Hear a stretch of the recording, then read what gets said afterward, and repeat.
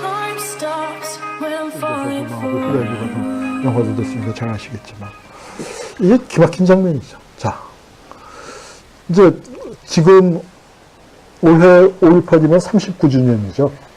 38년이 지난 겁니다. 만 38년이 넘게 지났는데 무슨 얘기냐면은 일제 36년보다 더 긴 세월이 지난 거예요.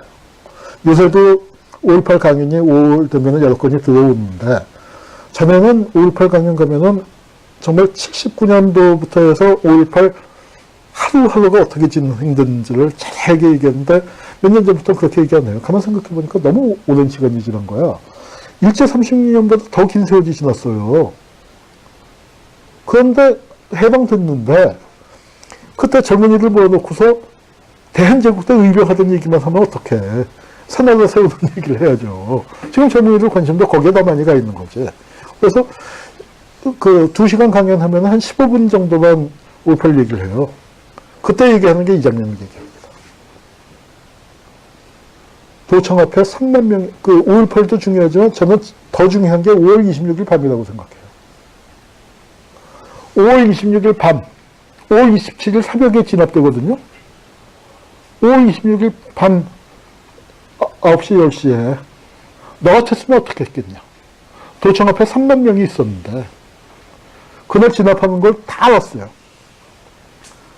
지금 생각해보면 도청 앞에 3만 명이 그대로 있었으면은 전두환이가 아무리 흉악한 놈이라도 거기에 3만 명인데 탱크 몰고 총 쏘면서는 못 들어왔을 거라고 생각해요. 근데 사람들이 다 집에 가요. 아무도 막을 수가 없어요. 아무도 잡지 못했어요. 아무도 억지로 잡으려고 못했어요. 오로지 자기 선택입니다.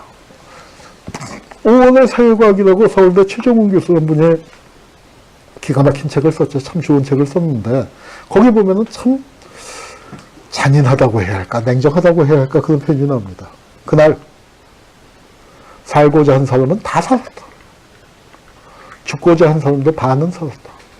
반보다 훨씬 더 살았습니다. 실제로는. 자기가 살고 싶었던 사람은 다 산 거예요. 다 집에 갔어요. 그리고 그 화련휴가에서 집에 간 사람들을 향해서 외치잖아요. 우리를 기억해달라고. 우리는 폭도가 아니라고.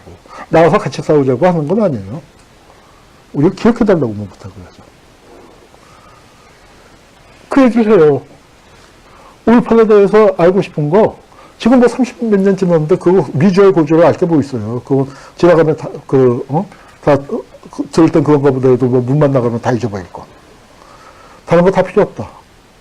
이것만 끝까지 한번 생각해봐라. 끝까지 솔직하게 생각해봐라. 나 같으면은 어떻게 했을까?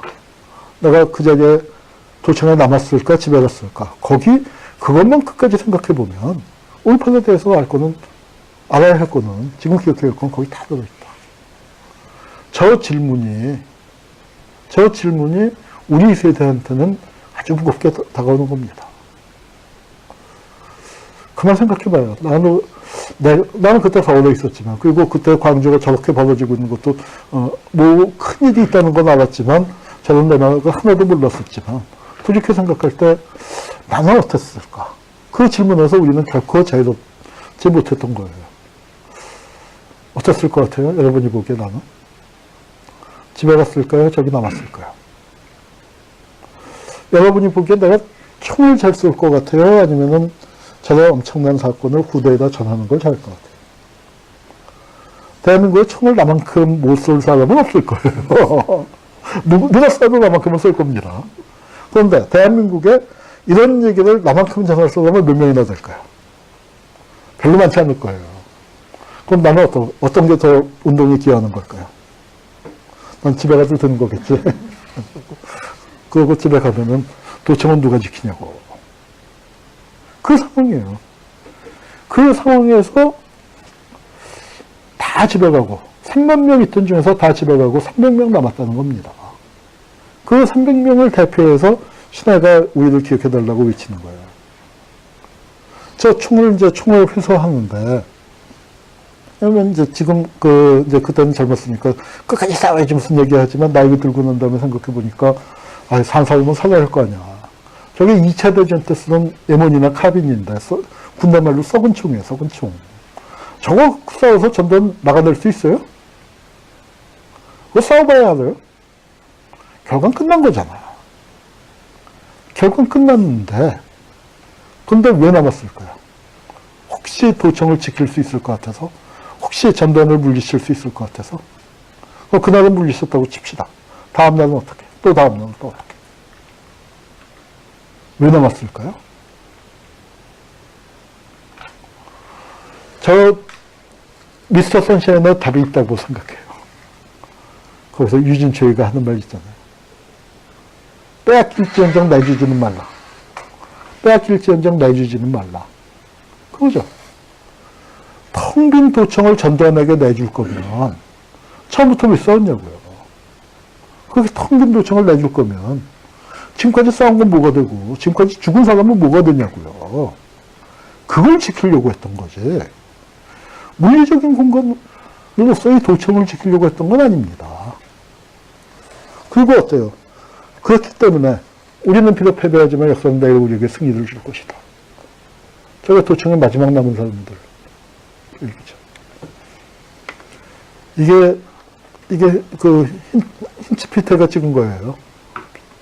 그래서 그 택시 운전사에서는 이제 그 광주 빠져나간 걸로 되어 있지만 빠져나갔다가 다시 들어와서 찍었습니다. 근데 찍는데 보니까 여기 두 분은 도청 총에 맞아서 돌아가신 것 같은데 이분이 꿈틀꿈틀 하니까 내려와서 앞에서 찍은 거예요.